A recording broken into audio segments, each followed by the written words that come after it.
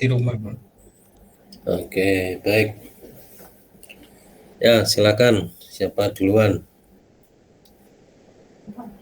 Pak Taufik. Oh, nggih Pak, siap Pak.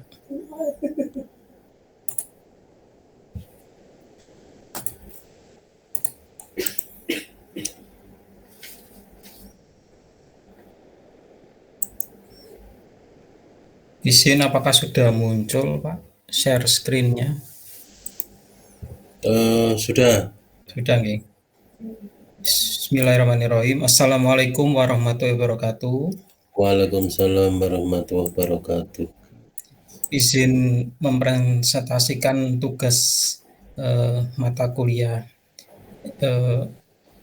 strategi pengembangan ekonomi kreasi ya Pak. Yeah. Subsektor ekonomi kreatif yaitu game development.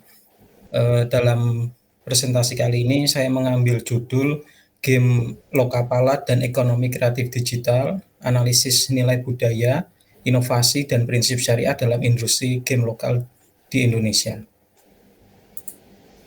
Kemudian latar belakang dari penelitian kami yaitu subsektor aplikasi dan permainan digital di Indonesia ini menyumbang nilai ekonomi yang cukup signifikan, yaitu 31,25 triliun pada 2021 ya Pak. Kemudian pasar gaming di Indonesia ini tumbuh pesat terutama pada platform mobile. Kemudian industri game lokal itu berperan ganda sebagai produk ekonomi dan juga alat pelestarian budaya, yaitu mengangkat kearifan lokal dan mitologi Nusantara.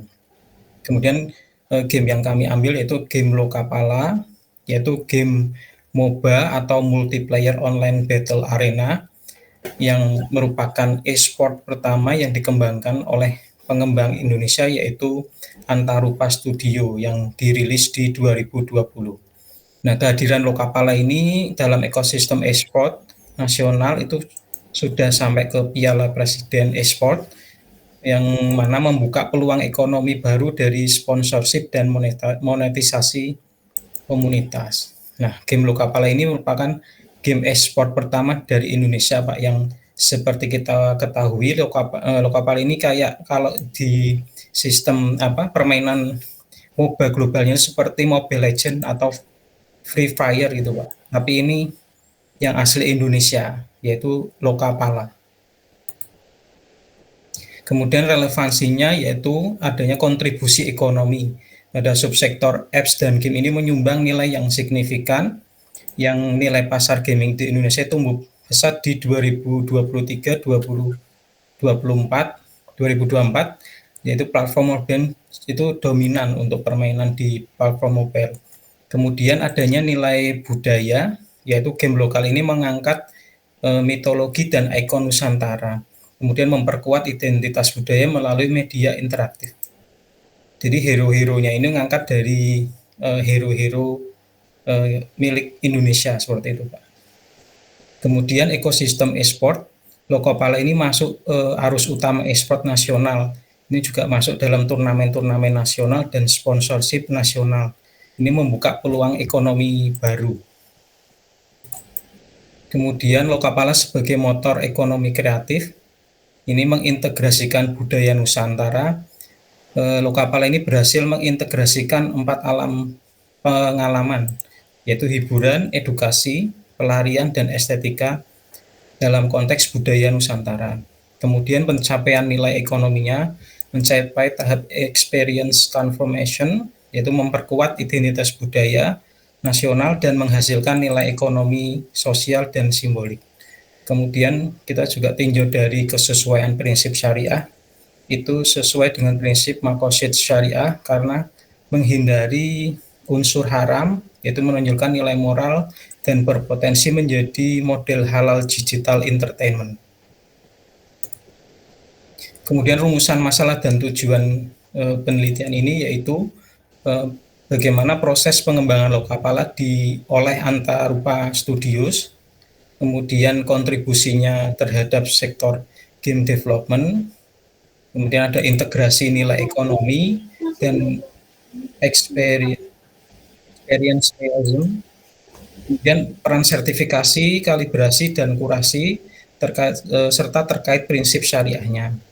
Kemudian tujuan penelitiannya yaitu menganalisis proses pengembangan hingga peluncuran, kemudian menilai kontribusi ekonomi dan budaya, dan ketiga menganalisis integrasi nilai pengalaman dan ekonomi, keempat menganalisis proses standar kesesuaiannya dengan prinsip-prinsip syariah. Kemudian teori yang digunakan dalam penelitian ini yaitu experience realms, yaitu 4 alam pengalaman, ada entertainment, edukasional, eskapis, dan estetik yang ditemukan oleh Payne dan Gilmore pada 1999. Kemudian ada teori progression of economic value, yaitu tahapan nilai komoditi, goods, service, experience, dan transformation. Kemudian ada juga teori ekosistem dan inovasi, yaitu model triple helix dan innovation ecosystem yang menekankan pada kolaborasi akademi, industri, dan pemerintah. Kemudian kerangka teori pada penelitian ini menggunakan dua teori, yaitu progression of economic value, yaitu yang menjelaskan nilai evolusi nilai dan dari komoditas hingga transformasi pengalaman. Lokapala ini berada sudah tahap tertinggi, yaitu transformasi. Kemudian experience realms, yaitu 4 alam dimensi pengalaman konsumen, yaitu mencangkup hiburan, edukasi, pelarian, dan estetika yang menciptakan pengalaman bermain yang bermakna.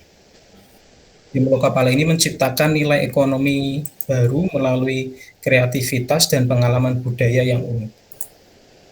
Kemudian analisis progression economic value-nya dari komoditi itu ada penggunaan aset digital dan dasar server, engine, dan jaringan internet.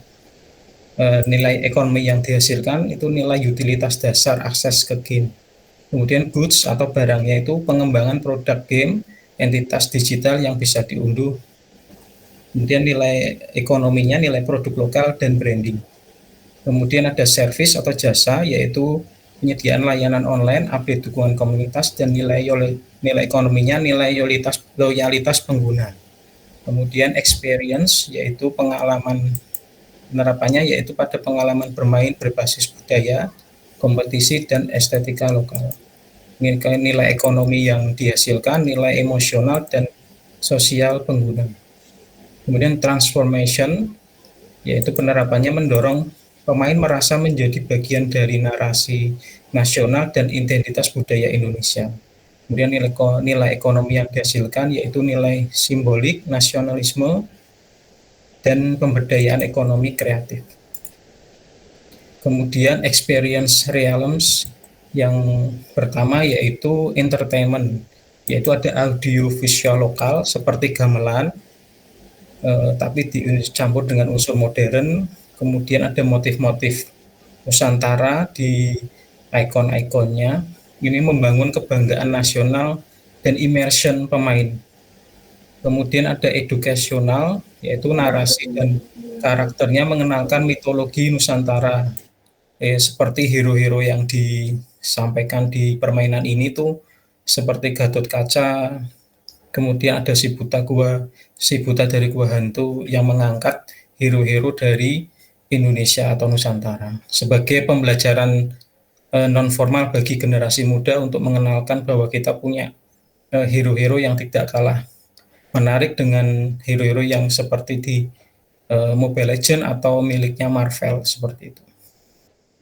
Kemudian eskapis, yaitu gameplay 5VF, kemudian turnamen dan sistem perangkat menciptakan immersion aktif dan transformasi identitas digital.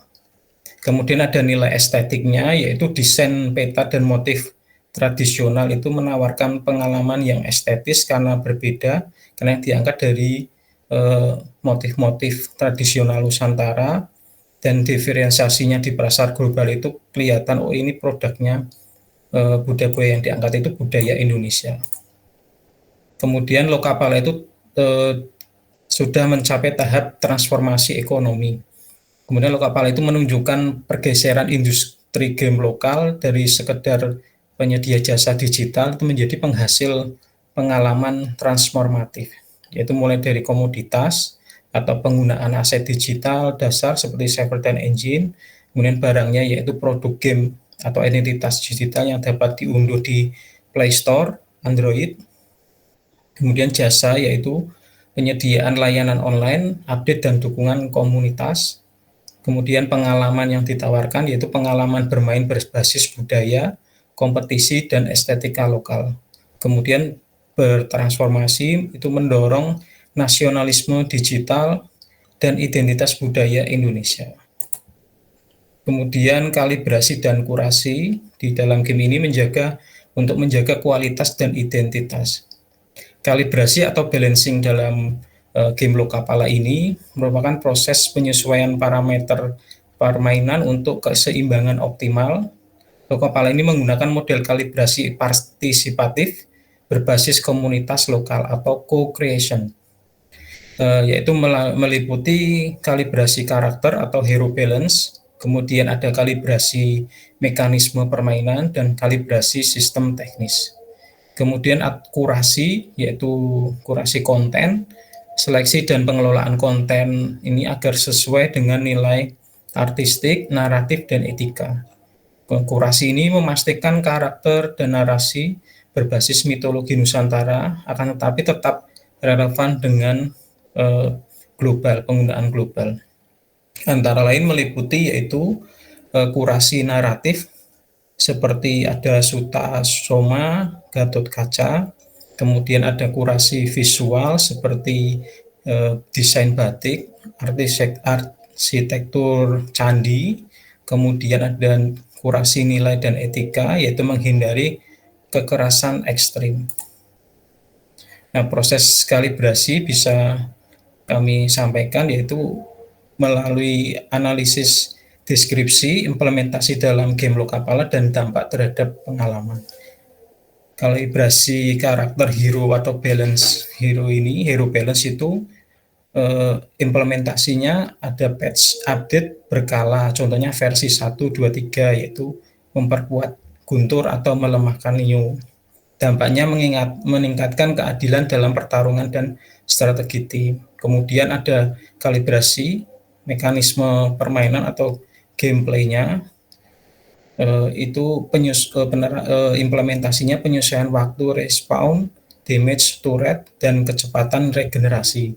Kemudian dampaknya menjaga dinamika permainan agar tetap kompetitif dan menantang.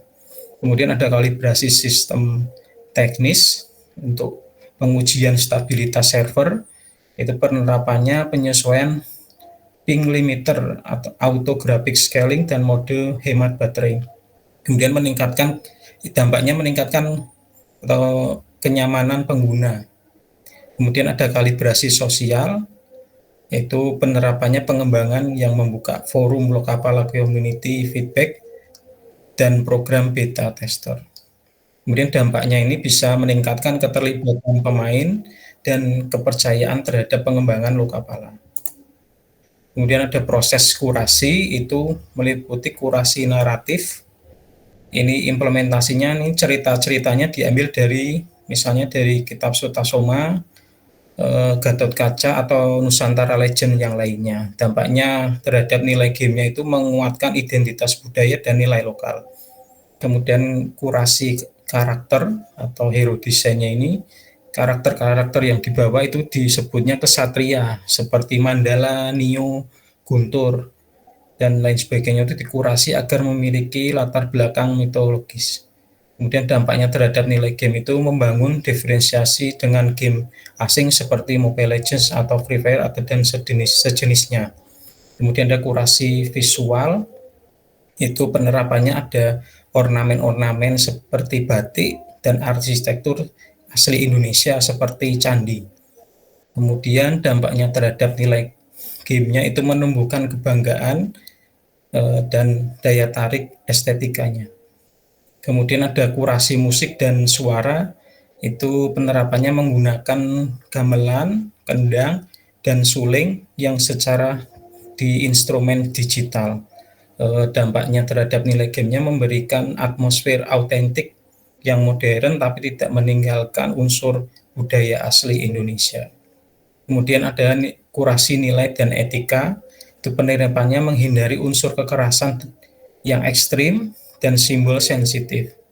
Ini dampaknya menjaga permainan ini agar tetap aman dimainkan oleh semua umur. Kemudian sertifikasi dan kredibilitas produk lokal. Sertifikasi ini tujuannya untuk memastikan kualitas, keamanan, dan kesesuaian konten game dengan standar teknis, hukum, dan etika nasional. Kemudian ada legitimasi produk. Nah, Lokapala ini memperoleh sertifikasi resmi Kominfo pada 2021 sebagai game lokal layak distribusi publik. Kemudian juga ada perlindungan terhadap konsumen seperti yang kita ketahui di Lokapala ini sudah di rating menjadi 12+ di Google Play Store. Ini menjamin keamanan dan kesesuaian untuk remaja. Kemudian ada daya saing global. Game ini sudah bersertifikasi memiliki potensi kenaikan nilai ekonomi hingga 28% di pasar digital global. Nah, indikator sertifikasi ini mencakup kualitas teknis, kesesuaian konten, nilai edukatif atau budaya, dan etika pengguna. Kemudian ini kami jelaskan sedikit tentang proses sertifikasinya, itu melalui tahapan prasertifikasi atau audit internal. Ini lembaga yang terlibat yaitu Antarupa Studio dan Telkom DDB. Kemudian outputnya yaitu laporan teknis kelayakan game versi beta. Kemudian ada evaluasi teknis dan konten. Ini untuk pengujian lembaga independen untuk menilai performa dan kesesuaian konten. Ini lembaga yang terlibat Kominfo, AGI, dan Kemenparekraf. Kemudian outputnya yaitu rekomendasi sertifikasi tingkat nasional.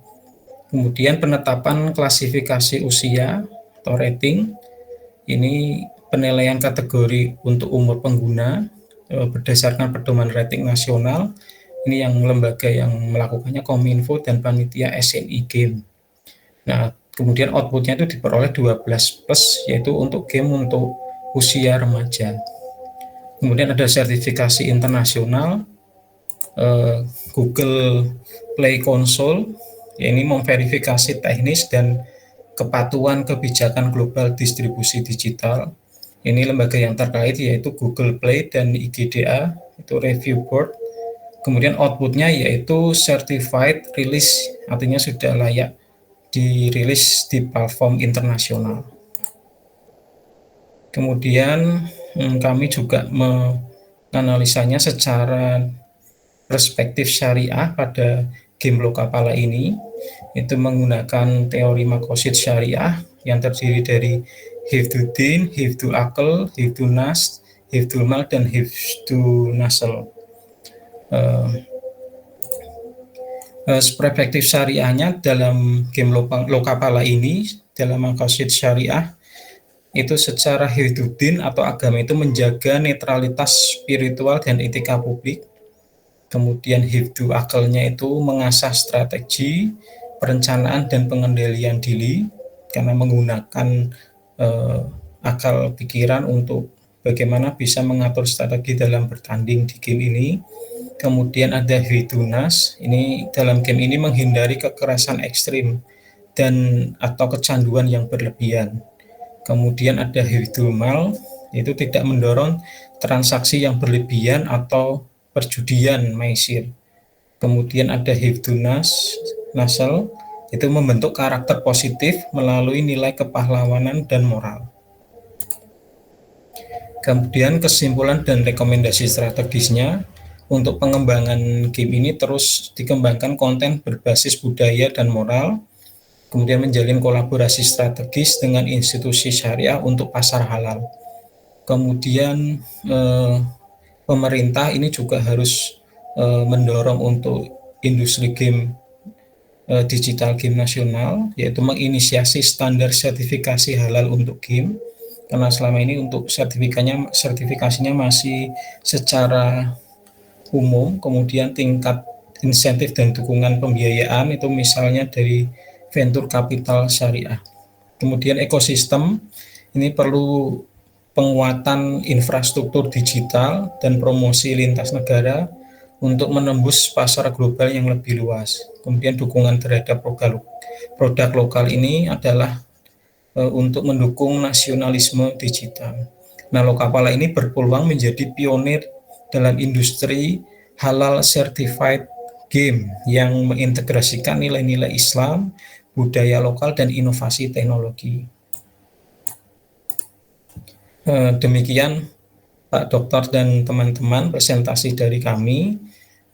Monggo untuk kami buka diskusi tentang subsektor game development.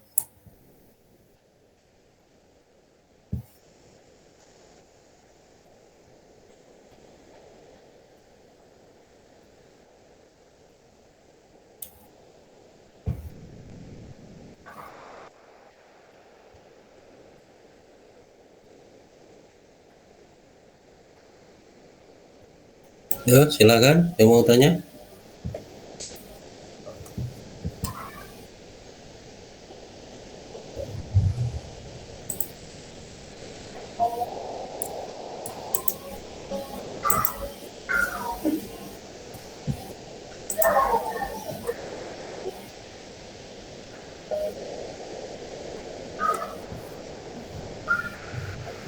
Monggo teman-teman untuk kami buka sesi diskusi, monggo kami buka pertanyaan.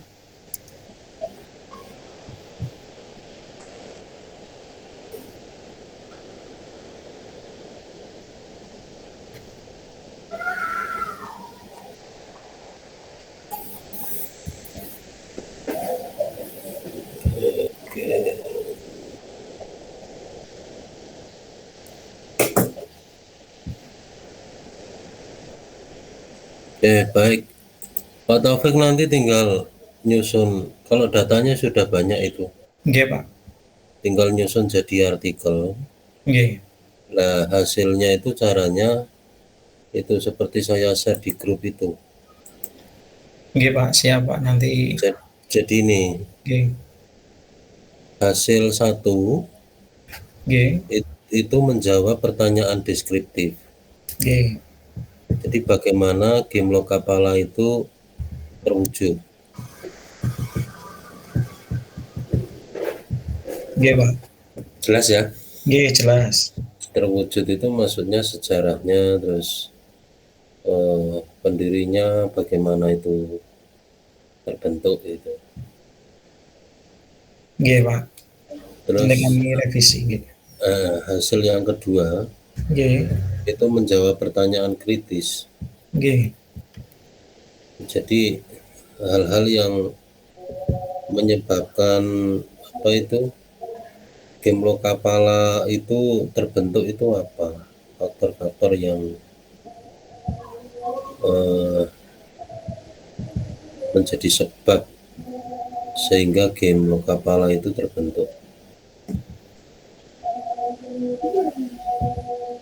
Ini nanti juga sama dengan teman-teman nulis karya ilmiah lainnya. Terus yang ketiga adalah menjawab pertanyaan transformatif. Nggih. Bagaimana Lokapala itu kemudian berdampak pada beberapa aspek itu, entah ekonomi, entah sosial, entah apa.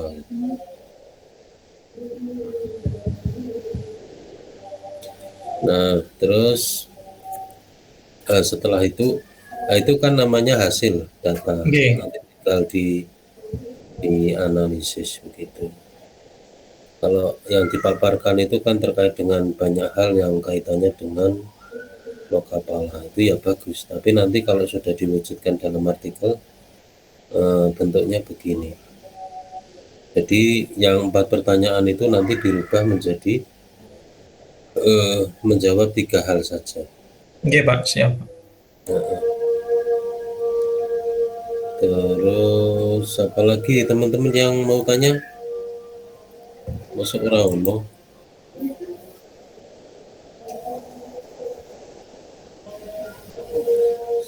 Tadi saya tanya, Pak Taufik tahu Lokapala ini dari mana? Searching, Pak, dan kemudian saya eksplorasi di Google Play Store, Pak. Oh, Nggih. pernah main berarti? Kalau pernah Pak, pernah mencoba untuk main. untuk main ya. Ya, Oke, oke. Saya itu saja. Yang nggih, lain nggak ada yang tanya?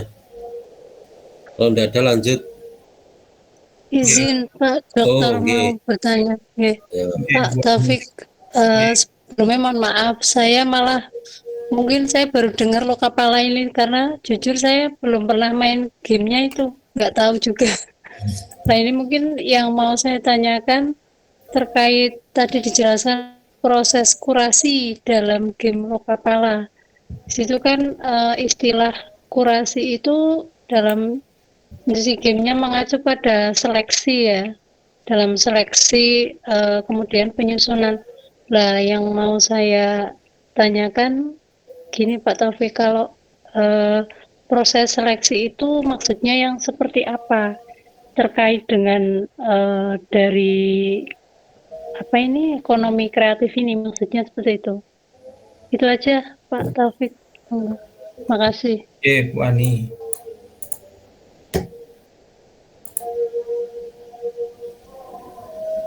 Eh, izin menanggapi pertanyaan dari Bu Ani nggih.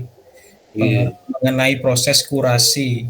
Proses kurasi ini di dalam game Lokapala ini kan ada beberapa tahapan Bu Ani nggih. Nah, proses kurasi ini tidak hanya proses seleksi saja.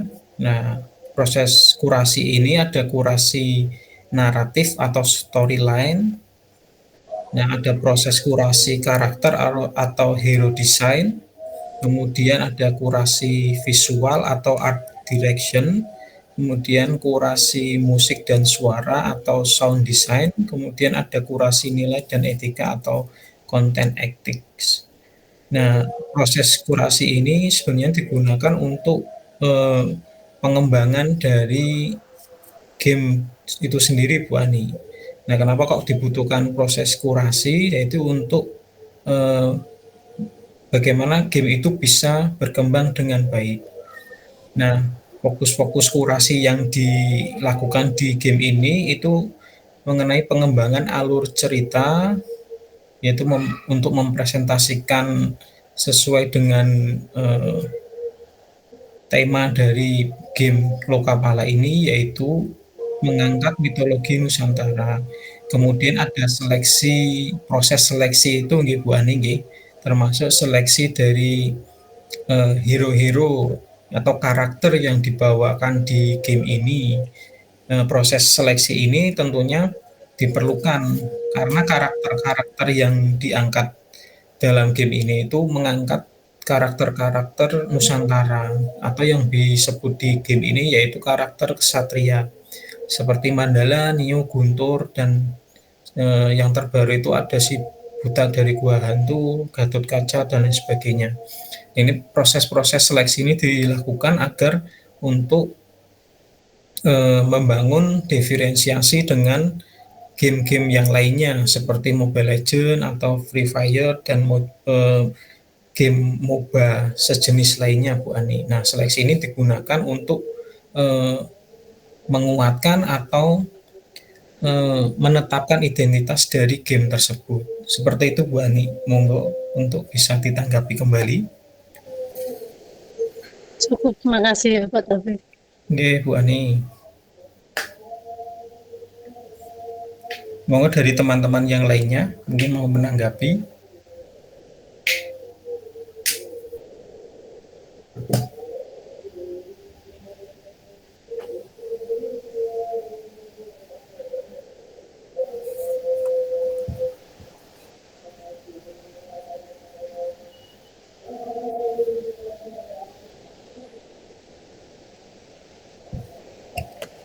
Nggak ada Pak Topik. Yo lanjut, Pak Lanjut ya Ikin. Pak. Oke. Oke.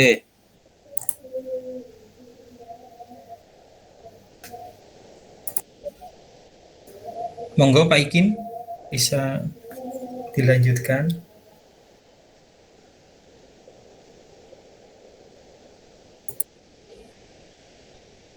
Baik. Assalamualaikum warahmatullahi wabarakatuh. Waalaikumsalam warahmatullahi wabarakatuh. Waalaikumsalam.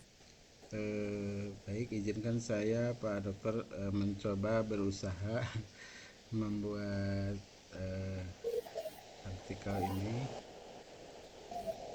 tentang subsektor musik sebagai produk pengalaman. Mohon maaf, izin ini sudah tampil belum ya? Sudah, Pak. Sudah, Pak. Baik, perubahan struktur ekonomi global menandai pergeseran nilai dari komoditas dan jasa menuju ekonomi berbasis pengalaman atau experience ekonomi. Pin dan Gilmore pada tahun 1999 menyatakan bahwa pengalaman adalah bentuk output ekonomi tertinggi, di mana konsumen membayar bukan hanya untuk produk, melainkan untuk pengalaman yang melekat dalam interaksi dengan produk tersebut. Industri musik merupakan salah satu sektor yang paling berdampak atau yang paling terdampak oleh transisi ini. Jika pada era 1980 sampai 1990-an, musik masih dominan diperdagangkan dalam bentuk fisik, ada kaset, ada CD. Kini pergeseran terjadi ke arah layanan digital atau streaming dan pengalaman imersif seperti konser virtual, festival tematik. Oleh karena itu, penelitian konseptual ini bertujuan menganalisis musik sebagai produk pengalaman dengan kerangka four realm of experience yang mencakup hiburan, entertainment, edukasi atau education, estetik, dan escapism.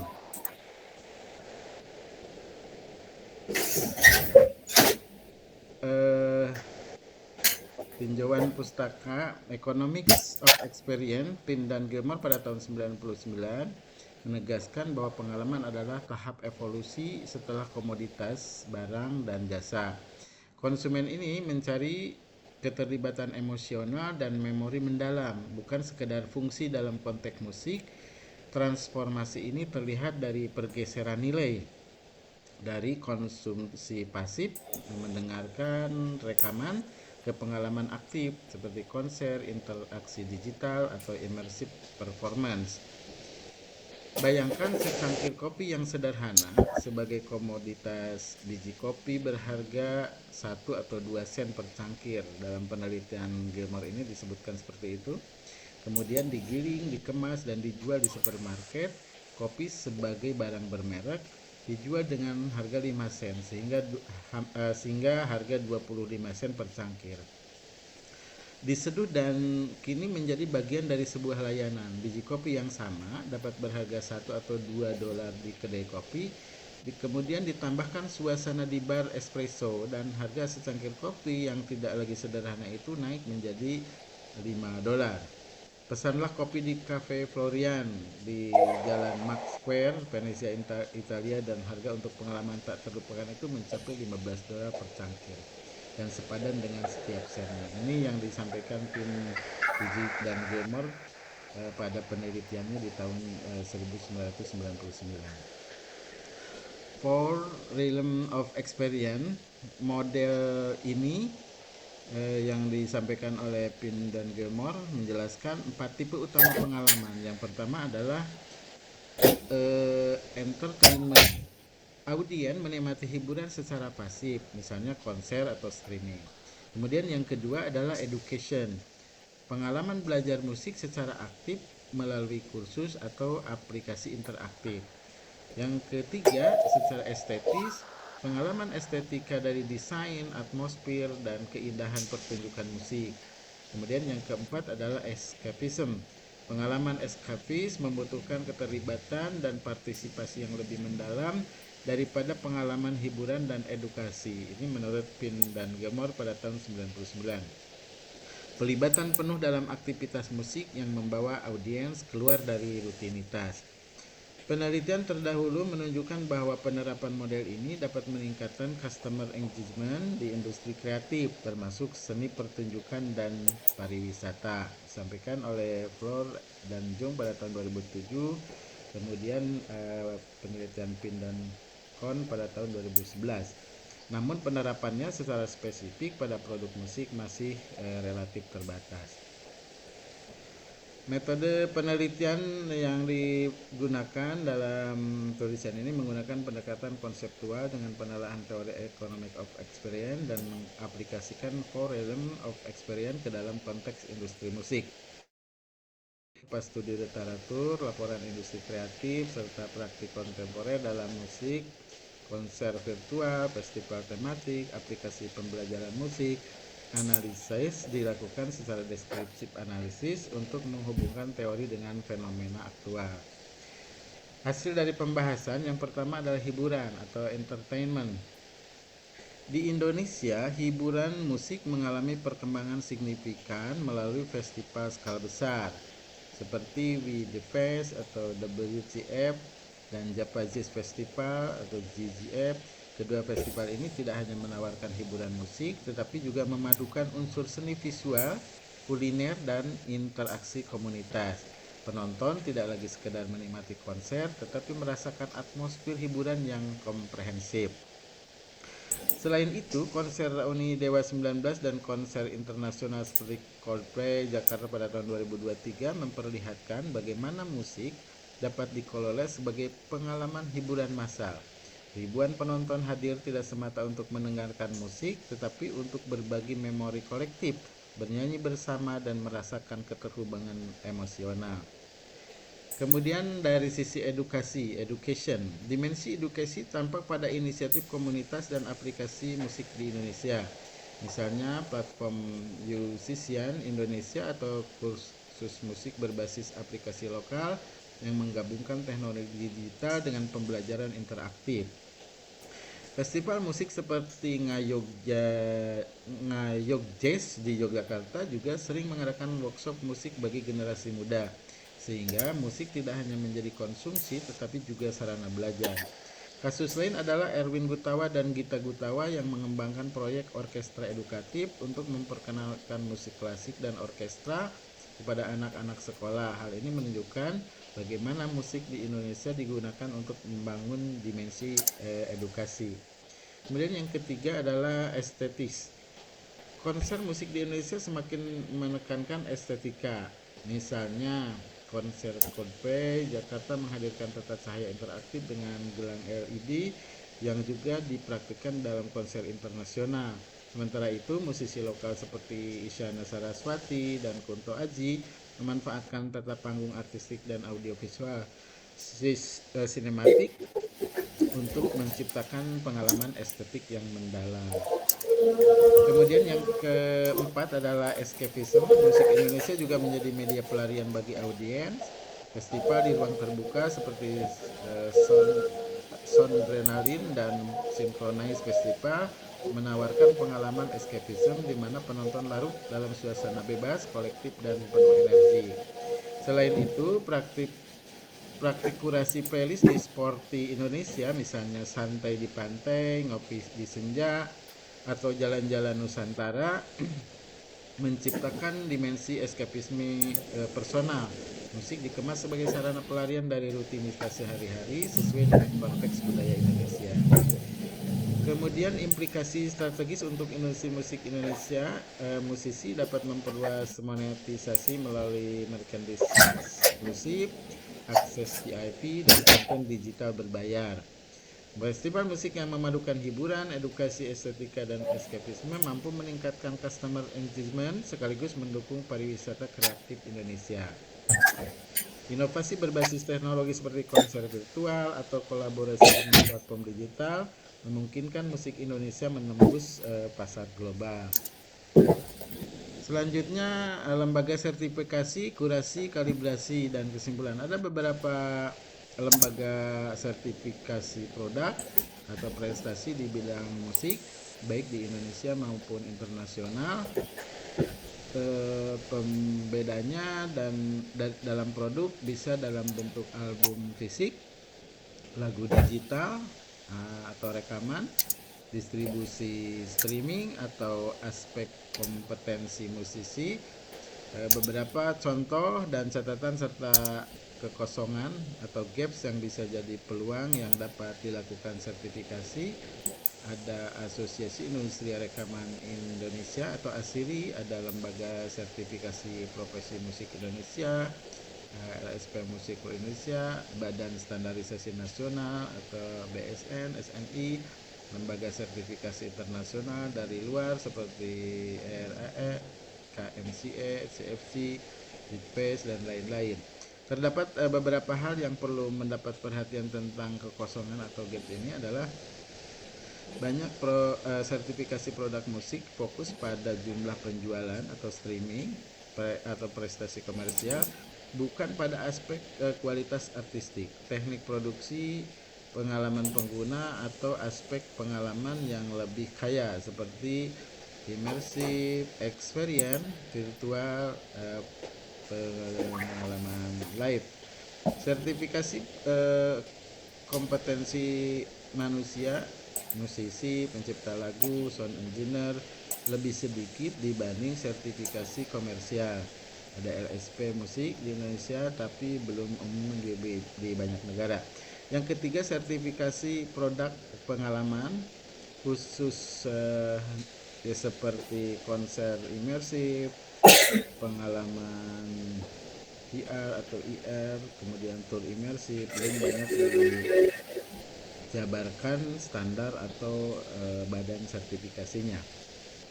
Kurasi dan kalibrasi pada produk musik. Dalam produk musik yang menekankan pengalaman estetika dan konsep immerse, dua proses utama kurasi dan kalibrasi menjadi fondasi epistemik dan teknis untuk memastikan pengalaman yang dihasilkan tidak hanya indah secara artistik, tetapi juga konsistensi, kemudian autentikasi dan relevan dengan audiens.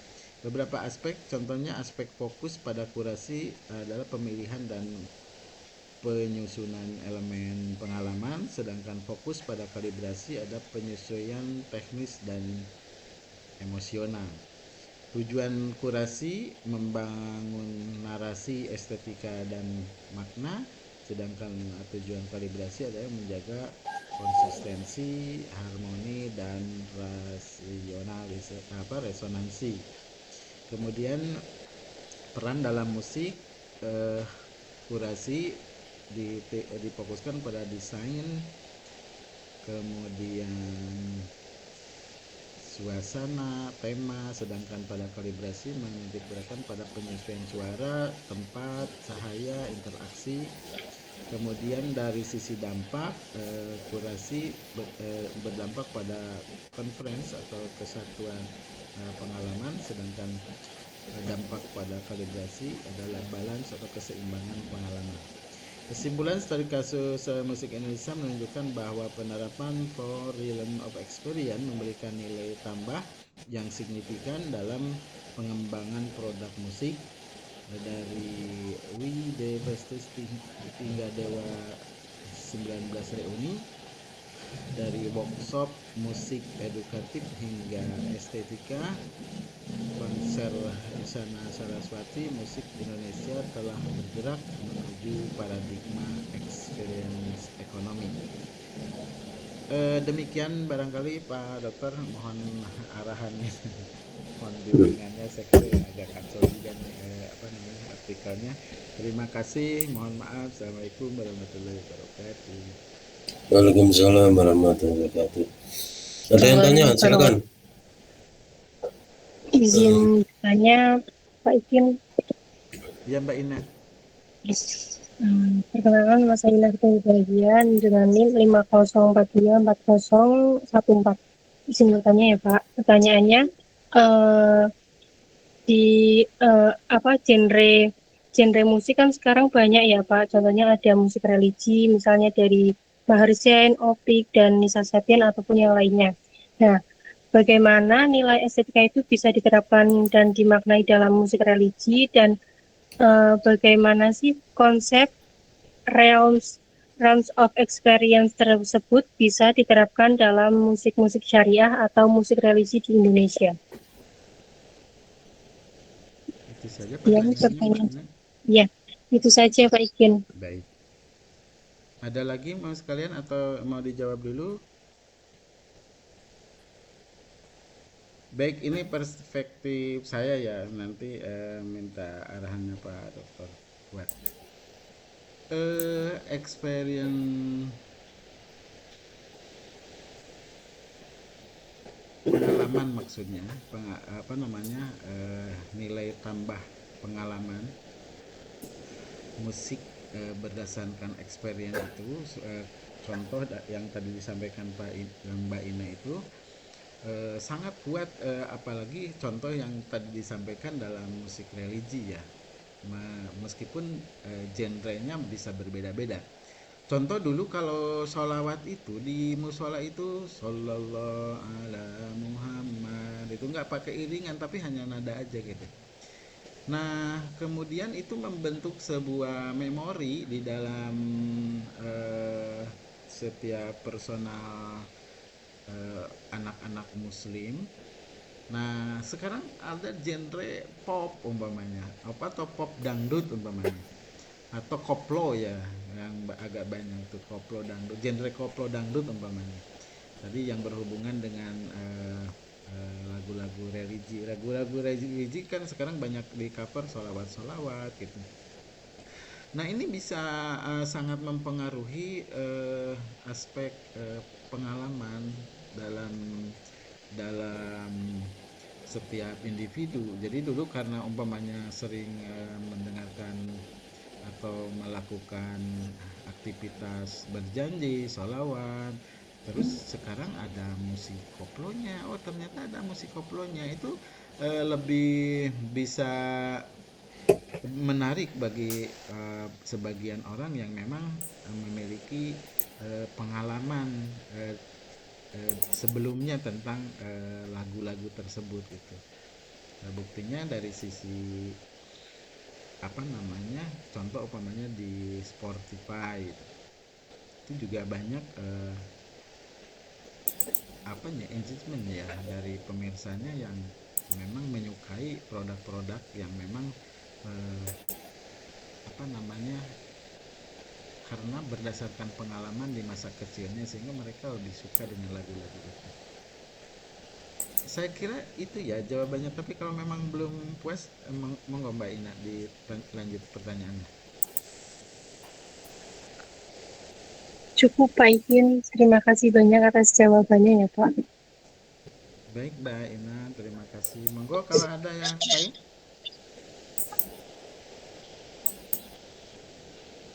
Kalau tidak ada, saya serahkan ke Pak Dokter. Monggo Pak Dokter, mohon masukannya untuk artikel ini. Ya, kembali ke yang tadi Pak, artikelnya disusun seperti yang tadi ya. Baik. Jadi ada 3 hasil. Pertama tentu diceritakan bagaimana musik itu sebagai produk ekonomi kreatif eksis. Yang kedua,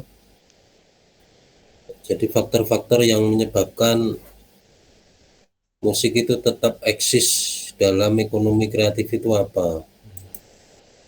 Terus nanti apa dampaknya bagi, terserah nanti mau dilihat dari sisi apa, dari sisi ekonomi ya boleh, dari sisi sosial, dari sisi perubahan bentuk, seperti contohnya tadi, nanti menjadi banyak hal itu. Paham ya kira-kira Pak Ikin? Ya, maksudnya Saya. jadi sebetulnya experience ekonomi itu bukan hanya bernilai ekonomi dalam bentuk nominal barangkali ya Pak, tapi dalam bentuk Boleh. kekayaan keragaman genre, umpamanya kayak seperti tadi itu. Boleh, jadi sekarang bentuknya seperti apa. Boleh juga nanti bentuknya adalah musik dijual tidak hanya dengan model kaset, VCD dan sebagainya, tapi sudah melalui yang namanya bisnis-bisnis kemarin itu, kayak subscription, berlangganan dan sebagainya. Jadi nanti kalau bisa cerita 3 hal itu untuk menjawab yang deskriptif, kritis maupun transformatif, nanti layak untuk bisa diterbitkan dan menjadi sebuah karya itu. Baik, terima kasih Pak Dokter.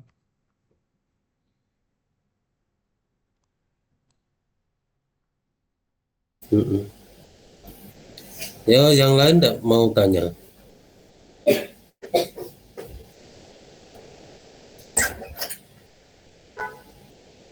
Kalau menurut Pak Ikin sekarang itu musik itu eh, mengapa masih eksis itu kenapa? Kenapa musik itu masih eksis? Pertama, yaitu tadi ada beberapa perubahan ya yang terjadi di masyarakat itu. Mm-mm. Perubahan bentuk umpamanya, kemudian memang diperlukan dalam suasana-suasana tertentu, meskipun banyak hal yang memang Ini di agak sedikit apa namanya eh, apa namanya ekstrim ya, contoh seperti horeg. Nah, itu juga kan sebetulnya salah satu bagaimana cara mempertahankan sustainability sebuah jenis musik barangkali. Kemudian cuman memang ada beberapa kendala yang memang dihadapi dalam perkembangan musik. Saya tidak tahu apakah memang kendala atau bukan ya, dengan adanya apa namanya klaim pajak bagi setiap pengguna komersil, itu mungkin juga di satu sisi itu perlindungan buat musisinya, buat orang-orang yang kreatif di bidang musik, tetapi juga mungkin ada beberapa dampak yang mengakibatkan musik itu menjadi sangat mahal gitu. Sehingga kalau kita masuk ke mall sekarang itu hampir jarang mereka pakai musik yang dari luar. Jadi mereka menciptakan sendiri, contoh kayak di Ramayana itu. Jadi sepanjang hari dia hanya iklan Ramayana aja. Ramayana harga murah atau apa gitu. Jika kalau yang dulu kan sebelumnya biasanya dia memasang musik-musik itu untuk membangun vibe ya, atau suasana Mm. suasana di itu lebih lebih apa nama suasana yang lebih mendukung, sehingga orang betah berlama-lama belanja gitu, atau orang betah lama-lama di kafe kayak seperti gitu-gitu. Saya kira seperti itu ya Pak. Hmm. Horeg itu disukai kenapa? Ada orang-orang tertentu yang memang menyukai eh, nada jeduk-jeduk itu, memang sesuatu yang buat mereka kayak kecanduan gitu loh Pak. Hmm. Tetapi bagi sebagian yang mungkin ada dampak dari efek itu terhadap kesehatan atau lingkungan juga menjadi tantangan. Tapi sebetulnya pada dasarnya orang-orang muda dulu mungkin ya, yang sebelum generasi-generasi sekarang itu biasanya mereka membuat amplifier sendiri, membuat apa namanya equalizer sendiri, kemudian membuat speaker sendiri dengan spesifikasi yang dia mau, dengan power supply yang cukup besar. Itu juga mungkin salah satu eh, experience di masa kecilnya, kemudian mereka gimana kalau sebagai inovasinya membuat horeg supaya lebih puas gitu barangkali. Itu ini yang paling beralasan itu sebagai bentuk identitas anak muda itu satu, yang kedua itu sebagai katarsis itu semacam pelepas stres. Jadi Escapism berarti. iya, Kepelarian ya Pak. tapi sekarang enggak lagi kan. Nah, Sekarang tempatnya mereka memilih suatu tempat yang memang menurut mereka jauh dari lingkungan sekitar. Kayaknya seperti itu. iya. Nur Istiqomah, di mana ini orangnya? Nggih, Pak. Kok nggak tanya itu loh. Kasihan Pak Ikin ya ditanya. Iya, biasa nggak nanya juga Pak. Oh, besok yang mendatang harus tanya semua ini.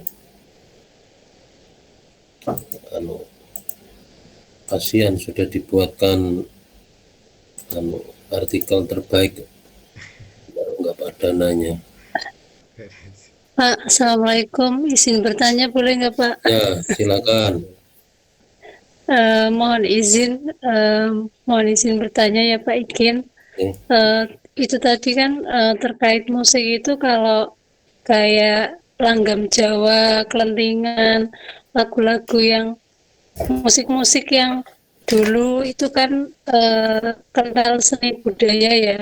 Kayak maksudnya ketimuran banget kayak langgam Jawa, kelentingan yang tidak ada instrumen lain yang masuk untuk melakukan kayak lagu-lagu sekarang lah.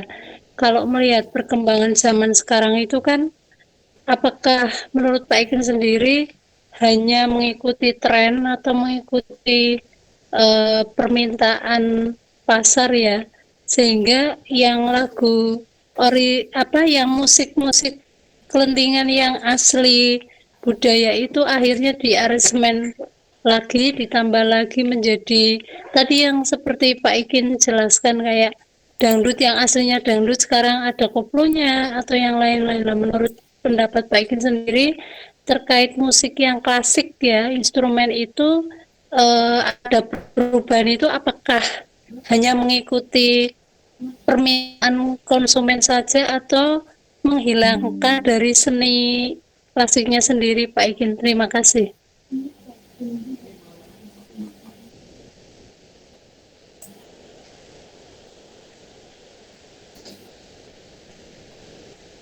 Baterainya mau habis, maaf. Baterainya mau habis, maaf Mbak Ani. Baik. Ini Pak. Apakah itu sebuah pelarian atau seperti apa? Kalau tapi menurut saya itu segmen segmen kayak musik-musik itu kita masih eksis. Artinya kalau kita masuk ke pasar, kalau saya pernah di daerah Rembang, di daerah Asem, itu kalau ke pasar atau ke kampung-kampung itu masih masih ada segmen yang memang pasarnya masih gitu. Termasuk kami waktu itu membuat sebuah video untuk brand sebuah produk, kita menggunakan musik seperti itu gitu. Kemudian kalau di aransemen ke yang lebih kayak modern kan sekarang banyak juga orang nih lagi seneng koplo umpamanya ya, itu ditambahin dengan aransemen yang berbentuk koplo itu memang untuk memenuhi pasar, untuk agar supaya musik itu memang ada berkelanjutan gitu, meskipun kadang-kadang mereka tidak menghilangkan originalitas dari musik itu sendiri. Saya kira gitu ya Bu Ani. Jadi sebetulnya meskipun langka tapi itu punya segmen sendiri di masyarakat tentang musik-musik yang tradisional seperti itu. Di samping memang ada banyak juga modifikasi sebagai bentuk kreasi para musisi itu, para arranger untuk melakukan transformasi dari yang tradisional menjadi lebih modern. Saya kira itu Mbak Ani kalau menurut saya. Ya, makasih Pak Ikin. Berarti tetap tidak menghilangkan nilai budayanya, Pak. Ya, tetap masih kayak di Jawa Barat, angklung itu malah sekarang kan angklung ujo itu kan lebih mendunia lagi sebetulnya. Meskipun memang di dunia sekarang ini terlalu banyak mungkin jenis-jenis yang sebagai kompetitor dari musik yang tradisional.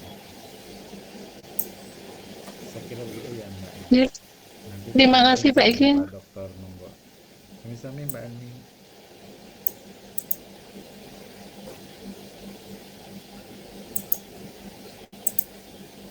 Oke, Pak Muhtar ini nggak ada ya?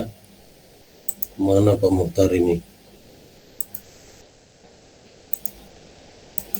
Mbak Desi, Iya Pak. tanya ndak? Saya ingin ikut menambahkan yang terkait musik tradisional dari pertanyaan Bu Parniati sepertinya ya Pak ya. Kalau yang saya lihat saat ini itu ada beberapa musisi muda lokal yang sudah memadukan seni tradisional itu dengan musik-musik pop.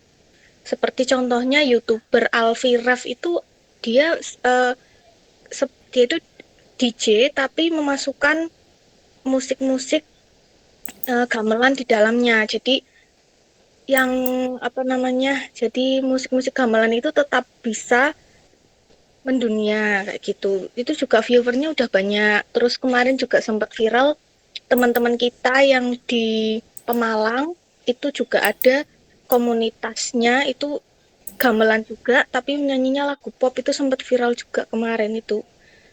Jadi maksudnya kalau menurut saya itu musik-musik itu tidak akan hilang kecuali kalau memang mengikuti ini ya selera musik yang ada ya. Kalau untuk anak muda itu kan sukanya yang dengan apa namanya lagu pop, kemudian yang sekarang itu kebanyakan itu yang tren-tren di TikTok kayak gitu-gitu. Tapi kalau misalkan ada unsur budayanya itu juga bagus juga kayak gitu. Lagu itu punya ideologi ndak?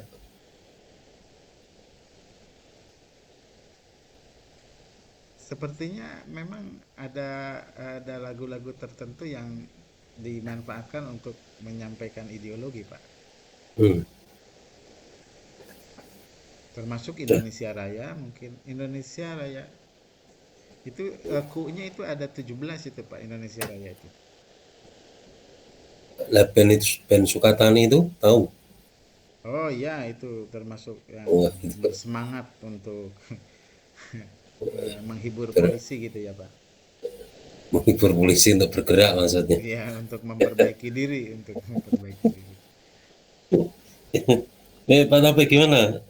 Lagu punya ideologi enggak? Musik. Lagu itu punya ideologi dan makna, Pak. Jadi setiap syair-syair yang dilakukan itu punya ideologi dan makna tersendiri ya Pak untuk lagu-lagu itu. Jadi pesan-pesan yang ada di syair-syair itu tentunya lagu itu mempunyai pesan-pesan yang ingin disampaikan oleh penciptanya seperti itu. Apa ada revolusi disebabkan oleh lagu? Indonesia Merdeka itu Pak, Indonesia itu dengan nada bersemangat itu bisa menimbulkan gerakan-gerakan revolusioner itu. Karena mempunyai ini Pak, emosional lagu itu ya, bisa membawa perasaan pendengarnya itu ke arah yang ingin ditujukan itu seperti apa. Jadi mungkin bisa membangun revolusi juga bisa Pak, karena hatinya, emosinya itu terbakar untuk mengikuti syair-syair yang dibawakan dan musiknya itu sendiri. Jalal Waton berarti. Ya, seperti itu membangkitkan. Ternyata banyak juga lagu-lagu yang itu menyebabkan revolusi. Ya. Tapi izin ini Pak Dokter ingin mungkin dari kajian syariahnya itu musik itu sendiri secara syariah itu prinsipnya bagaimana Pak Dokter? Kalau kita perkembangan musik itu kan sekarang macamnya atau genrenya banyak sekali nggih. Nah, tentunya jadi kalau nggih. Prinsipnya muamalah itu kan ini al aslu fil asya al ibahah hatta ya dulu adalilu ala tahrimiha. Pak Ikin ngerti ya? Iya. Ya, jelaskan Pak Ikin. Jadi asal sesuatu dalam muamalah itu adalah boleh. boleh. sehingga sampai datang dalil yang menunjukkan keharamannya. Jadi kalau itu berdampak kerusakan, artinya melanggar maqasidus syariah, ya itu kembali ke madhab Hanafi ya. Ada masolihul mursalah di situ. Kalau menurut para masyarakat itu maslahat, ya kenapa tidak gitu. Tapi kalau menurut masyarakat, contoh ya, sholawat itu dibikin dangdut koplo itu kayaknya agak kalau sholawat, menyanyikan sholawat tanpa iringan musik kan bisa di masjid gitu. Tapi dari sisi estetika, kalau sholawat itu dinyanyikan dengan menggunakan iringan musik dangdut, terus apalagi nadanya koplo gitu, kayaknya agak kurang estetik. Artinya mungkin dampak itu bisa dilihat juga dari nilai estetikanya ya. Sekira gitu Pak. Itu ya. Jadi saya tambahin. Jadi namanya al-hukmu yaduru ma'a ilatihi wujudan wa adaman. Jadi hukum itu terbentuk karena adanya ilat atau motif hukum. Jadi misalnya begini, itu tadi hukumnya menjadi boleh, tapi ketika itu menimbulkan madharat menjadi tidak boleh. Gitu Pak Taufik. Pak, siap.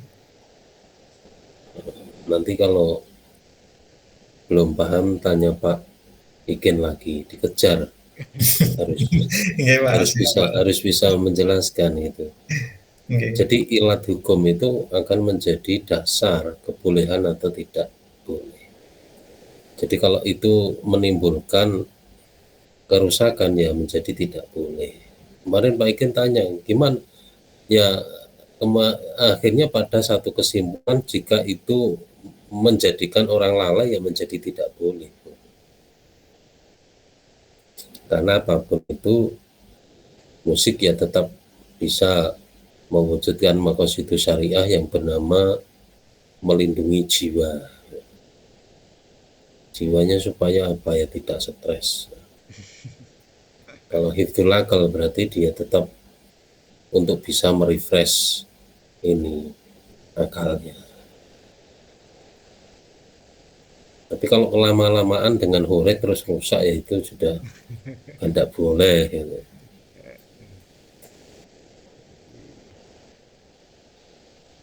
Yang lain masih ada yang ingin ditanya Pak Iken. Mas Aditya Darmawan. Pak, mohon maaf tidak bisa karena sinyalnya agak buruk Pak. Waduh. Ngapunten masih di kereta. Ya. Mungkin saya ingin bertanya. Tadi kan dari kemarin kan kita juga membahas 4 experience realism ya Pak. Nah, terkait musik ini kan agak unik, apalagi di Indonesia. Apakah ada kemungkinan untuk faktor kelima yang bisa muncul untuk musik ini Pak Iken? Barangkali aspek selain dari 4 tadi, apakah mungkin spiritual atau sosial atau apa, karena di Indonesia musik itu menjadi bagian sehari-harinya masyarakat begitu Pak Iken. Ya Pak Iken. Ya. Apakah secara putus-putus apa tidak Pak? Maaf tadi. Ini kereta Kamandaka ini, ya. Ciremai Pak. Oh, Ciremai. Ya Pak Iken. Saya mencoba menjawab kita Mas Aditya. Jadi belakangan ini saya di posisi di Batang itu ada Habib, siapa ya yang suka itu, Habib bukan Lutfi ya, pokoknya Habib gitu ya, kemarin ada. Nah itu dia membawakan sholawat. Habib apa ya Pak Taufik? Habib siapa tuh yang di Pekalongan tuh ya? Suka Habib Bidin Pak. Ya? Habib Bidin Pak, Habib Bidin. Az-Zahir. Oh iya, Az-Zahir. Az-Zahir. Iya, Az-Zahir namanya itu. Kemarin ada acara di Batang juga sholawatan gitu. Jadi kalau dan itu luar biasa gitu ya membludaknya orang gitu.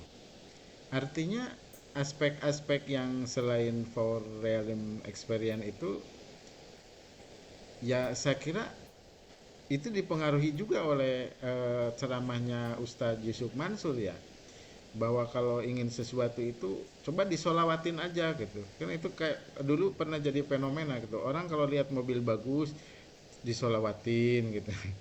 Artinya punya dampak sosial dan ekonomi barangkali dari sisi itu. Artinya bukan hanya yang empat tadi, yang education kemudian experience. Nah, artinya ada aspek-aspek lain, kemungkinan untuk dieksplorasi lebih jauh. Contoh seperti itu, dan itu dampak untuk ekonomi juga cukup signifikan gitu. Bayangkan di alun-alun Batang itu sampai penuh sekali dan orang itu tertib banget di situ. Kemudian juga berdampak kepada ada UMKM. Artinya itu pengaruh dari sisi sosial, dari sisi religius, dari sisi ekonomi. Saya kira masih bisa dieksplor ya, masih bisa dikembangkan lagi dari musik. Meskipun ya musiknya kan tadi disampaikan bahwa memang genre-genrenya itu sekarang itu tumbuh banyak gitu, bermunculan genre-genre, dan itu punya segmen-segmen tersendiri gitu, termasuk konser-konser seperti yang kedaerahan, seperti yang di Batang sebelumnya ada acara siapa tuh yang dari Ngawi itu. Denny Caknan, Oh Pak. iya, Denny Caknan ya, Mbak. Denny Caknan itu sebetulnya Denny Caknan itu kalau di Jawa Barat agak kurang peminat karena memang lagu-lagunya banyak yang kedaerahan ya. Tetapi walau bagaimanapun itu dari sisi sosial mungkin jadi punya dampak. Artinya bisa diekspor lebih jauh Pak Mas Adit. Saya kira masih banyak lagi selain itu, apalagi dengan perkembangan musik zaman sekarang. Mudah-mudahan nggak puas ya Mas Adit. Monggo yang lain ditambahin. Mudah-mudahan nggak puas, berarti lebih lanjut lagi pada Pak Gil. Iya iya. Monggo. Ya, teorinya Phil L. Gilmore ini tetap masih eksis untuk bisa dianggap sebagai sebuah teori ya, yang membagi 4 experience realism itu. Tinggal mana nanti yang mau dimasukkan. Tetapi begini, puncak tertinggi dari apa itu, atau dalam Islam disebut dengan ilmu tasawuf itu ini, jadi ma'rifatullah, makrifat ya. Itu dalam Islam, kalau dalam Hindu disebut dengan moksa, dan dalam Buddha disebut nirvana, dan dalam Kristen yang mistik itu disebut dengan union with God. Tapi kalau dalam tasawuf Islam disebut dengan ma'rifatullah. Dan oleh Maslow disebut dengan big experience. Ya bisa saja nanti yang teorinya Pan and Gilmore yang 4 itu memungkinkan nanti ditambah 1, apa itu, spiritualitas. Jadi kalau spiritualitas itu boleh diakui semua agama loh, karena spirit. Kristen ya boleh, puncaknya spiritualitas gitu. Kalau spiritualitas ini lebih apa itu, lebih universal, ya lebih umum, lebih universal. Tetapi itu nanti wilayah puncak tertinggi. Filsafat itu kan membahas tentang puncak tertinggi dari sesuatu.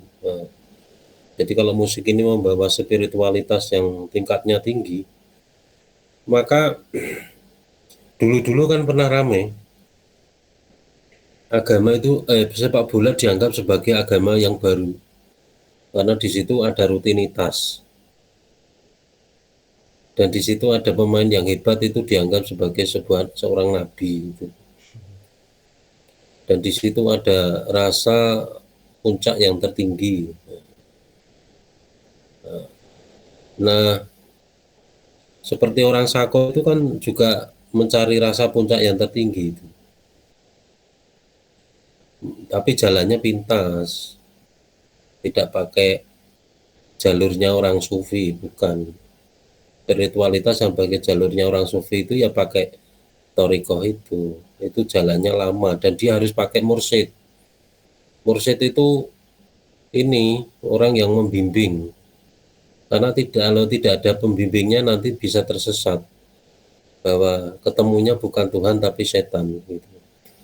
Maka dalam torikoh itu ada namanya mursyid. Tapi kalau Mas Adia mau bikin teori baru dengan menambahkan spiritualitas ya boleh saja. Nanti menambahkan nama yang namanya spiritualitas yang itu sudah didukung oleh beberapa filosof kayak Abraham Maslow. Nanti dibuktikan dengan ini pengalaman-pengalaman orang yang kayak sufi muter itu, terus kemudian orang sholawatan sampai nangis dan sebagainya itu. Terus yang lain, Nok Silvi, kemana orangnya? Pak Waludin sudah, Mbak Zahiratul Wirda.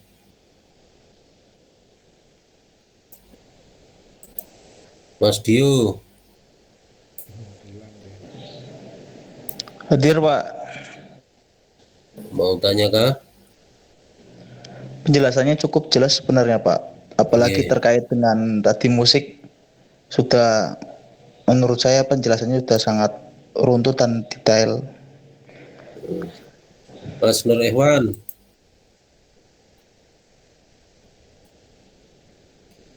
Atma. Iya Pak, izin bertanya kepada Pak Ikin. Baik Pak Ikin, mohon untuk dijawab ataupun bisa didiskusikan mengenai genre dangdut. Itu kan yang saya tahu itu ada dua, untuk yang sekarang itu ada dangdut pop sama dangdut koplo ya Pak. Untuk pertanyaannya, mengapa sebagian besar Gen Z itu lebih menyukai dangdut pop, sementara sebagian lainnya lebih menyukai dangdut koplo, dan bagaimana perkembangan kedua genre tersebut dipengaruhi oleh lirik, aransemen musik, serta apakah ada pengaruh dari citra penyanyinya tersebut di era digital saat ini. Terima kasih Pak Ikin. Baik, ini pertanyaannya susah ya. Tapi Mbak Hatma suka nonton Dangdut Academy ya? Suka nggak? Iya Pak. Artinya begini, sebetulnya yang lebih populer kan yang pop itu ya, yang pop itu. Ya. Nah, jadi kalau menurut saya orang lebih suka. Saya juga tidak terlalu gemar-gemar banget aja, cuman kadang-kadang ngelihat aja habis nonton bola, terus ada Dangdut Academy gitu ya. Terus di yang jenis itu dia dipertontonkan kualitas vokal, kemudian apa namanya penampilan, dari sisi estetika dia menyampaikan, kemudian dilihat dari karakter artisnya gitu. Berarti salah satunya juga dari penyanyi Pak. Apakah dari penyanyi mungkin seperti yang tadi Pak Ikin bilang bahwa Denny Caknan itu menyanyikan lagu Jawa karena apa namanya? Kenapa orang Jawa itu lebih menyukai Denny Caknan ketimbang seperti penyanyi dari Sunda. Sunda itu ada Asmi siapa gitu yang nyanyi lagu Runtah itu. Dan kebanyakan orang Jawa lebih menyukai Denny Caknan dibanding dengan penyanyi Sunda dikarenakan orang yang suka lagu tersebut itu mengerti dan paham akan artinya tersebut. Apakah seperti itu Pak? Ya, itu lebih itu. Kalau orang Jawa kan kadang-kadang ke lagu Sunda kan dari satu sisi dari pronunciasinya. Kayak apa namanya lagu-lagu Sunda itu kan kalau apa namanya pronunciasi beberapa kalimatnya yang memang agak susah ya. Ya, ya Pak. Ya, contoh panon hidung itu kan jarang-jarang orang Jawa bisa bilang hidung. Coba Mbak Hatma bilang hidung bisa nggak? Hidung, Pasti hidung. hidung gitu ya. Itu bahasanya terlalu medok Pak kalau saya Iya, hidung. sama dengan orang Jawa yang ketika angam tangalaihim gitu kan, itu agak susah juga. Padahal mungkin dari sisi itu satu, dari sisi figur penyanyi, dari sisi bahasa itu juga sangat mempengaruhi gitu ya. Kemudian yang kedua, contoh jenis kenapa sih tadi ada yang suka koplo gitu. Nah, itu memang koplo itu lebih cenderung ke menikmati instrumennya gitu. Karena kalau lagunya kan mungkin tidak terlalu itu. Nah, apalagi kalau dari tadi dihubungkan dengan experience itu. Oh, sholawat ini dulu sejak dulu saya bersolawat loh di masjid di itu. Terus sekarang ada yang koplo. Nah, itu ketika itu ketemu experience dengan instrumen yang disukainya, maka jadilah itu tiap hari dengerin lagu koplo. Barangkali gitu Mbak Hatma ya. Oh ya, ya Pak. Kalau saya kebetulan lebih suka dangdut koplonya Pak. Mungkin secara pribadi pendapat saya sebagai penikmat dangdut koplo itu karena apa namanya? Salah satunya adalah karena lirik dan aransemen musiknya seperti itu Pak. Kalau musik dangdut pop itu lebih kayak menurut saya udah terlalu umum untuk di era sekarang. Dimana Gen Z itu di era sekarang itu lebih banyak yang FOMO seperti itu Pak. FOMO akan mungkin sekarang itu lagi tren yang musik dangdut semi remix gitu kan, seperti penyanyi itu Tensi, terus itu kan yang bikin FOMO itu kan karena viral seperti itu Pak. Ya, ya. Termasuk mungkin karena yang membawakannya disukai gitu kan ya Mbak. Tidak juga. Enggak juga.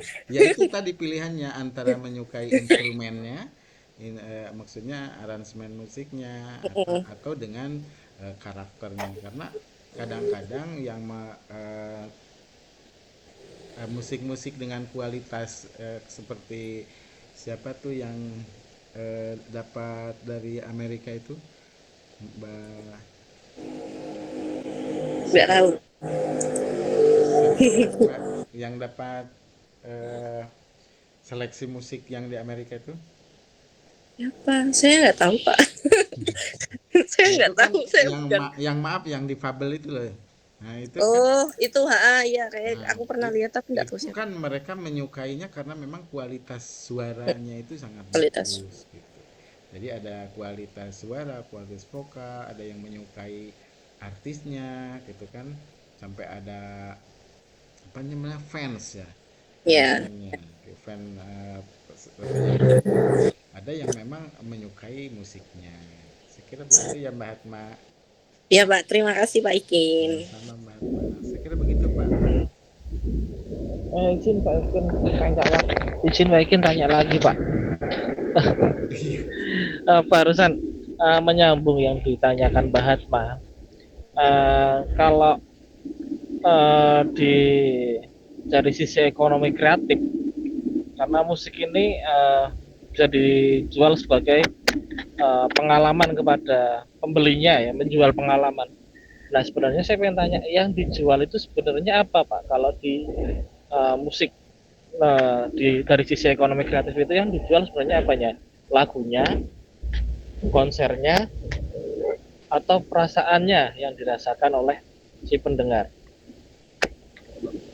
Jadi biar agar dari sisi industri kreatif ini bisa makin berkembang. Jadi apa sih yang seharusnya dijual oleh para musisi ini? Gitu Pak. Baik, ya ini jawab dari sudut pandang saya ya. Kalau menurut saya itu campuran ya. Pertama sebetulnya orang kadang-kadang bermain musik juga tidak dibayar juga tidak apa-apa kadang-kadang ya.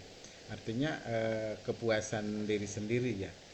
Kemudian ketika itu menjadi bisa dijual gitu, itu bisa dijual. Pertama yang paling mempengaruhi itu ya tadi apa namanya, bisa dinikmati ya, bisa dinikmatinya. Kemudian kalau memang ada dari unsur viral, ya berarti sesuatu yang berbeda atau adanya diferensiasi dengan musik-musik yang lain.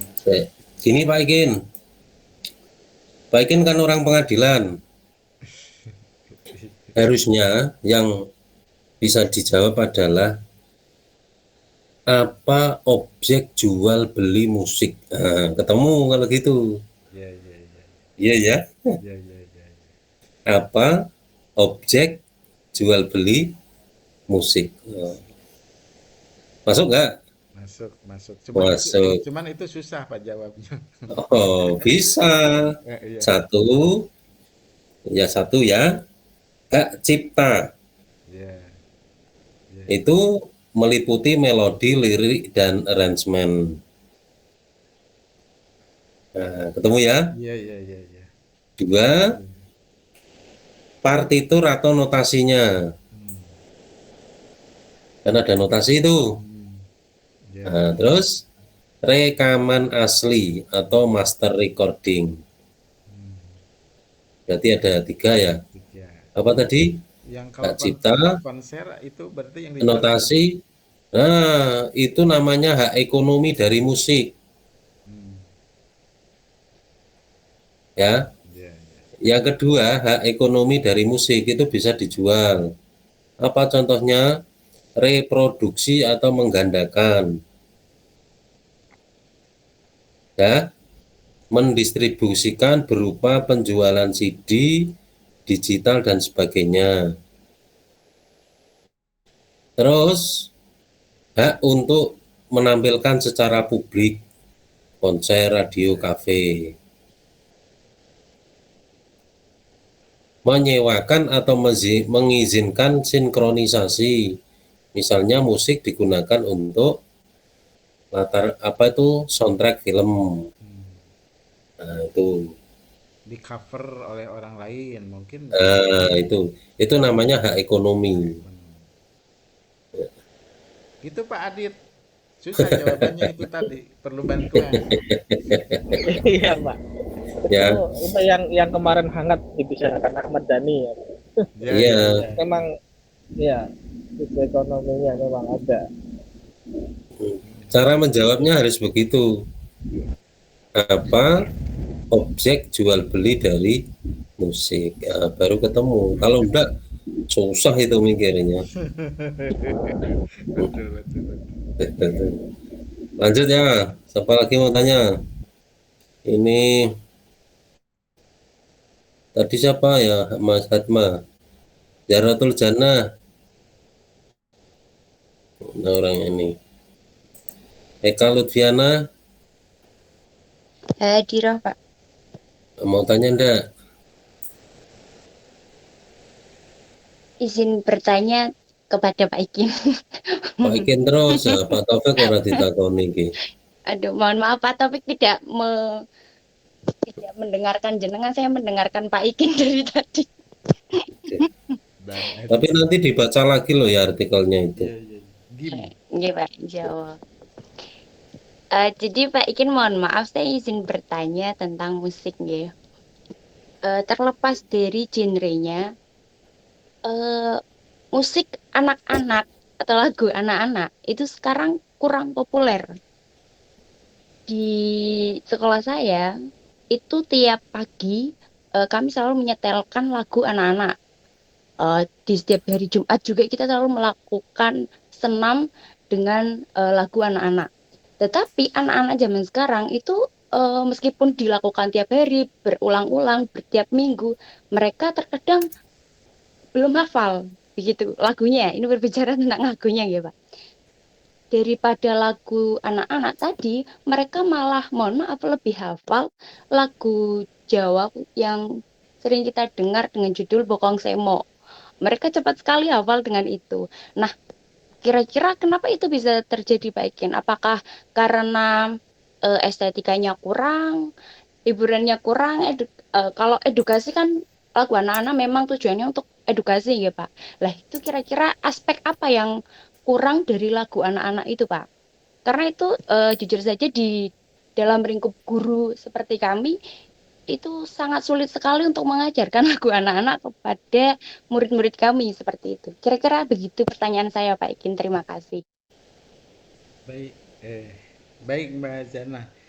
Kalau dari sudut pandang saya gitu ya, karena anak-anak sekarang itu sudah masa anak-anaknya itu sudah cepat terlampaui gitu. Oleh karenanya tadi bisa dibuktikan dengan bahwa dia lebih suka dengan lagu yang memang jenisnya itu lebih melampaui usianya dia gitu. Jadi itu faktor generasi menurut saya Mbak Jana. Faktor generasi, cara berpikir mereka itu sudah baru lahir kelas 1-2 SD atau TK aja udah melampaui garis-garis yang memang disebut anak-anak tadi, sehingga hobi mereka juga sudah lebih jauh. Coba kita lihat perbandingannya, anak-anak sekarang itu SD kelas 4 itu sudah mau beli skincare gitu, karena cara berpikir mereka sudah tidak anak-anak lagi. Jadi pertumbuhan dewasa yang terlalu cepat gitu. Kalau menurut saya seperti itu. Mungkin Pak Dr. Kwet akan memberikan pandangan yang lebih progresif dari. Berarti apakah lagu anak-anak itu sudah tidak cocok di era sekarang Pak Ikin? Mungkin harus disesuaikan dengan nah contoh tadi kan tadi coba lagu yang disukai anak-anak itu kayak apa Mbak bunyinya Mbak? Bokong Semo Pak yang sering dinyanyikan anak-anak. Iya coba. Itu nggak hanya anak-anak, Pak Ikin juga suka itu. Iya, ya itu makanya Pak. Jadi anak-anak sekarang itu sudah dewasa belum umurnya gitu sebetulnya. Sehingga masa anak-anaknya sudah keburu kelewat gitu. Sehingga tidak menyukai hal-hal yang berkaitan dengan urusan anak-anak. Saya kira begitu Pak Dokter. Monggo Pak Dokter yang memberikan pencerahan. Enggak, itu lebih kepada pergeseran nilai. Adanya perubahan. Nah, perubahan itu kemudian didukung oleh lingkungan. Didukung oleh lingkungan itu artinya lingkungan tidak mendukung kembali ke dunianya anak. Tidak bisa. Karena musik yang terdengar oleh anak itu bukan lagu anak. Sudah lagu dewasa. Satu, perubahan sosial, yang kedua dukungan perubahan itu tadi tidak didukung oleh lingkungan. Biasanya itu saja, karena sulit itu sekarang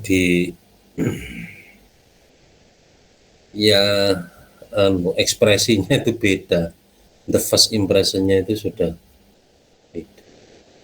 Tapi gini dulu, coba sedikit kembali, bedanya musik sama lagu apa? Kalau musik lebih cenderung ke susunan notasi di instrumen. Kalau lagu? Kalau lagu lebih cenderung ke isi lirik dan gitu ya. Yang digabungkan dengan nada tertentu. Yang jelas musik lebih luas daripada lagu itu sendiri. Inna Khoridatul Bahiyah yang mana? Ada enggak? Ada Pak. Mau tanya enggak? Tadi sudah Pak. Sudah ya. Iya. Mutmainah. Nah ini hadir. Bu Parniati, mau tanya lagi enggak? Apa udah? Ya. Buat saya tanya lagi boleh nggak? Ya. Saya pengen tanya ke Pak Taufik. Pak Taufik, halo. Halo ya Pak, monggo Pak. Pak Taufik, tadi di rekomendasinya makalah jenengan kan menyebutkan harapannya Nah, putus untuk Mas. sertifikasi halal game ini kan belum umum ya.